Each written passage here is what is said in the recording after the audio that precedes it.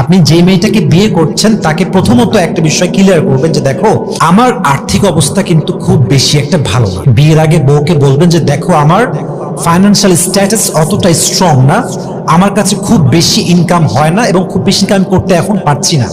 তো তোমাকে অবশ্যই মাথায় রাখতে হবে যে বিয়ের পরে ডিমান্ডেড ওয়াইফ হওয়া যাবে না, যে খুব ডিমান্ড, অলওয়েজ ডিমান্ড করে এইটা চাই ওইটা লাগবে এইটা লাগবে, এই বাড়িতে চলবে না অমুক বাড়ি লাগবে, এই ড্রেসিং টেবিল পছন্দ অমুক ড্রেসিং টেবিল লাগবে, আমার এই গাড়ি পছন্দ আমার অন্য গাড়ি লাগবে, এগুলো করা যাবে না।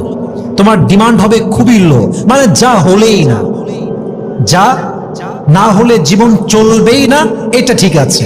বাট তুমি যদি বিয়ের পরে এইটা চাই ওইটা চাই, এইটা লাগবে এইটা লাগবে ওইটা লাগবে, আমি এফোর্ড দিতে পারবো না।